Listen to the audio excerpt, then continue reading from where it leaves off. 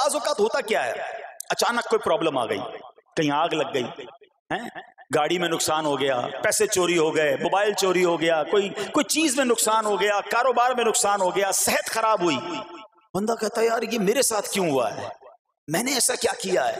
بعض اوقات زبان سے شکوے، شکایت، حالانکہ قرآن مجید فرقان حمید نے تو پہلے ہی ہمیں بتا دیا ہے ہمارا پرابلم پتہ ہی کیا ہے، ہم بہت ساری باتیں جانتے ہیں دنیا کی، قرآن و حدیث پڑھتے نہیں ہیں تو مینٹلی پریپیئرڈ نہیں رہتے۔ آپ کو پہلے ہی پتا ہو کہ یار گرمیاں آنے والی ہیں تو اچانک گرمیاں آئیں گی تو پریشان نہیں ہوں گے نا، آپ کو پتا تھا جون جولائی میں گرمیاں ہوتی ہے بھائی، سردیاں نہیں ہوتی، آپ پنکھا بھی تیار رکھتے ہیں، ٹھنڈا پانی کا انتظام بھی رکھتے ہیں، گرمی کے وقت باہر کم نکلتے ہیں، اور سردیاں آتی ہیں آپ کو پہلے ہی پتا ہوتا ہے، رضائی تیار کر لیتے ہیں، سویٹر نکال لیتے ہیں۔ ایسا نہیں ہوتا کہ صبح اٹھتے تو 40 ڈگری ہوتا ہے، دوسرے دن اٹھتے تو 5 ڈگری ہوتا ہے، بندہ کہ یار آج ٹھنڈ کیوں ہو گئی، کل گرمی کیوں ہو گئی۔ مینٹلی پریپیئرڈ جب بندہ ہوتا ہے تو وہ تیار ہوتا ہے۔ اگر جو قرآن پڑھنے والا ہے، حدیث پڑھنے والا ہے، اس کو تو پہلے ہی مینٹلی پریپیئرڈ ہونا ہے، کیوں؟ قرآن کا وعدہ ہے نا، قرآن کا اعلان سنو۔ اللہ کریم قرآن مجید میں کیا ارشاد فرماتا ہے؟ بسم اللہ الرحمن الرحیم وَلَنَبْلُوَنَّكُمْ بِشَيْءٍ مِّنَ الْخَوْفِ وَالْجُوعِ وَنَقْصٍ مِّنَ الْأَمْوَالِ وَالْأَنفُسِ وَالثَّمَرَاتِ وَبَشِّرِ الصَّابِرِينَ، اور ضرور ہم تمہیں آزمائیں گے۔ کیا فرمایا؟ ضرور آزمائیں گے، تیار رہو، دیر از ایگزامینیشن۔ اچھا آزمائش کن کی چیزوں کی ہوگی؟ سبحان اللہ، قرآن نے لسٹ بھی دے دی ہے کہ آزمائش کیا ہوگی۔ فرمایا کچھ ڈر سے، اچانک خوف آ جاتا ہے نا، کوئی دشمن آ جاتا ہے، کوئی دھمکی دے رہا ہوتا ہے، اچانک حالات خراب ہو جاتے ہیں، دل میں خوف بیٹھ جاتا ہے۔ پھر فرمایا بھوک سے، مال کم ہو گیا، تنگی آ گئی تو بھوک سے۔ پھر فرمایا کچھ مالوں اور جانوں اور پھلوں کی کمی سے، کبھی کاروبار میں نقصان ہوگا، کبھی کسی کے باغات ہے تو باغ فصل اجڑ سکتی ہے، آپ کو کوئی نقصان ہو سکتا ہے، کسی جگہ آگ لگ سکتی ہے، اور جانوں کی کمی سے بیماری بھی آ سکتی ہے۔ مگر آگے کیا فرمایا؟ وَبَشِّرِ الصَّابِرِينَ، خوشخبری سنا ان صبر والوں کو۔ اور جب سبحان اللہ یہ ایگزام آتا ہے نا، جو اس ایگزام سے نکل جاتا ہے تو رب نے فرمایا خوشخبری ہے۔ اللہ اکبر، ہم نے زندگی میں دیکھا ہے جس نے مصیبت پر صبر کیا، اللہ کی رضا پر راضی رہا، اللہ نے مشکل سے بھی نکالا اور پہلے سے اسے زیادہ عطا فرما دیا۔ ہمارا پرابلم ہی ہم ٹیسٹ میں فیل ہو جاتے ہیں، جیسے امتحان شروع ہوا واویلا شروع، شور شروع، شکوے شروع، سب کو بتانا، حالانکہ کر کوئی نہیں سکتا لیکن سب کو بتائیں گے۔ نہ کرو ایسا، میں جانوں میرا رب جانے، مجھے کیوں کسی کو بتانا ہے؟ ہاں وہ کریم ہے، وہ دیکھ رہا ہے کہ میرا بندہ صبر کر رہا ہے۔ سبحان اللہ۔ حضرت سیدنا امام ابو جعفر محمد بن جریر طبری تفسیر طبری میں اس آیت مبارک کے تحت فرماتے ہیں، یعنی ہم تمہیں دشمن کے خوف، قحط سالی، شدید بھوک و فقر و فاقہ، فصلوں کی کمی، مقاصد کے حصول میں مشکلات، کفار سے جنگ کے دوران افرادی قوت میں کمی اور اہل و عیال کی موت وغیرہ کے ذریعے آزمائیں گے، اور یہ سب چیزیں بطور امتحان ہوں گی تاکہ تمہارے سچے جھوٹوں سے اور اہل بصیرت منافقوں سے جدا ہو جائیں۔ یعنی اس ٹیسٹ میں پتا چل جائے گا کون اللہ والا ہے، کون صبر والا ہے، کون اللہ کی رضا پر راضی رہنے والا ہے۔ سنو سنو، جب یہ تکلیف آتی ہے نا تو اس کا پھر اجر کتنا ملتا ہے۔ شہنشاہ نبوت، مخزن جود و سخاوت صلی اللہ تعالی علیہ وسلم نے ارشاد فرمایا، جو دنیا میں ہی اپنی ہر خواہش کی تکمیل کر لے تو یہ چیز آخرت میں اس کے اور اس کی خواہش کے درمیان آڑ اور پردہ بن جائے گی، اور جو مالداروں کی زینت کی طرف اپنی نگاہیں دراز کرے تو وہ آسمان والوں کے سامنے بے عزت ہو جاتا ہے، اور جو شدید بھوک پر صبر کرے اللہ عز و جل اس کو جنت الفردوس میں جہاں چاہے گا ٹھکانہ عطا فرمائے گا۔ ہاں، ہر چیز پوری ہو جائے، جو چاہیے وہ مل جائے، یہ نہیں ہونا چاہیے۔ کچھ نہ کچھ آزمائشیں آئیں گی، اور اگر سب ادھر مل گیا تو ادھر پھر کیا ملے گا؟ ہم اللہ سے یہ دعا کرتے ہیں کہ ادھر بھی عطا فرمائے، ادھر بھی محروم نہ کرے۔ ہاں، ہمیں ڈرتے بھی رہنا چاہیے کہ یار میں جو مانگتا ہوں ادھر مل جاتا ہے، کہیں وہاں محروم نہ رہ جاؤں۔ تو آزمائش آئے تو صبر کرنا چاہیے، اللہ کی رضا کے طور پہ زندگی گزارنی چاہیے۔ ایک بار نبی پاک علیہ الصلوۃ والسلام انصار کے پاس تشریف لے گئے، تو فرمایا کیا تم مومن ہو؟ بڑا کمال کا سوال جواب ہے، ذرا غور کیجئے گا۔ ہمارے پاس بھی کوئی آ کر کہے کہ کیا تم مومن ہو تو ہم کیا جواب دیں گے؟ صحابہ خاموش رہے۔ سیدنا فاروق اعظم نے کہا حضور ہاں ہم مومن ہیں۔ شاید ہمارا بھی جواب یہی ہوگا، ہم مومن ہیں۔ مگر اگلا سوال سنو نبی پاک علیہ الصلوۃ والسلام کا. فرمایا کہ اگر تم مومن ہو تو تمہارے ایمان کی علامت کیا ہے؟ ہاں اب ہم سے کوئی یہ سوال کرے تو ہم جواب کیسے دیں گے؟ بھائی تم کہہ رہے ہو مومن ہیں، واٹ از دا سمٹمز؟ کوئی نشانی، کوئی علامت تو بتاؤ نا. اب یہ سوال کرنے والے کون ہیں؟ پیارے آقا صلی اللہ تعالی علیہ وآلہ وسلم. صحابہ سامنے بیٹھے ہیں. ارشاد فرمایا مومن ہو تو علامت کیا ہے؟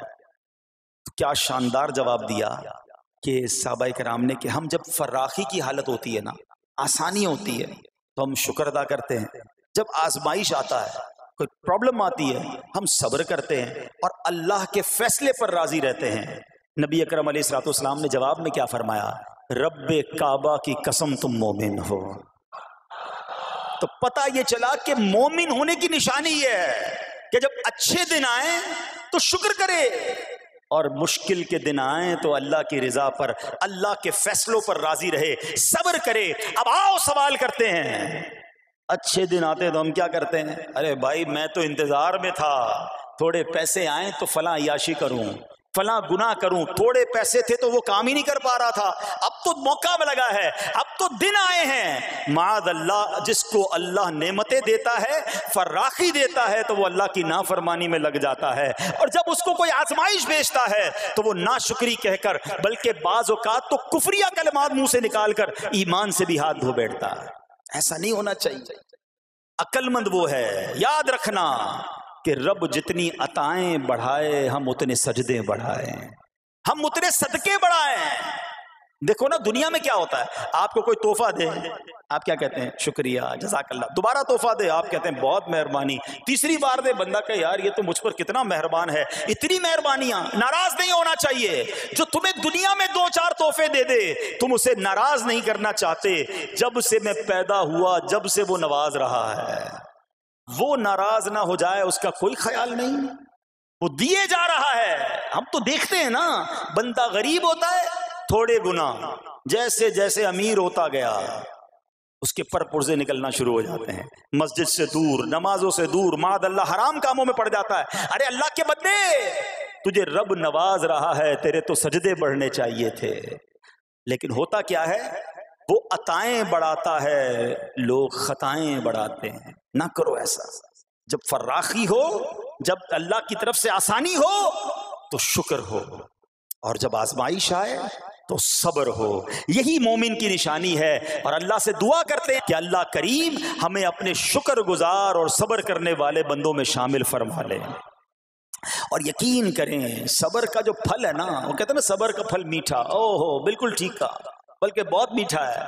سنو، اللہ عز و جل فرماتا ہے کہ جب میں کسی بندے کو بیماری میں مبتلا کروں، ہو سکتا ہے یہاں بھی میرا کوئی بھائی بیمار بیٹھا ہو، مدنی چینل کے ناظرین میں سے کوئی بیمار بیٹھا ہو. دیکھو بیماری آئے نا، شکوہ مت کرنا، صبر کرنا. فضیلت سنو، حدیث قدسی ہے، اللہ فرماتا ہے جب میں اپنے کسی بندے کو بیماری میں مبتلا کروں اور وہ اس پر صبر کرے، کسی سے شکایت نہ کرے، تو میں اس کے گوشت کو اچھے گوشت سے اور اس کے خون کو اچھے خون سے بدل دیتا ہوں.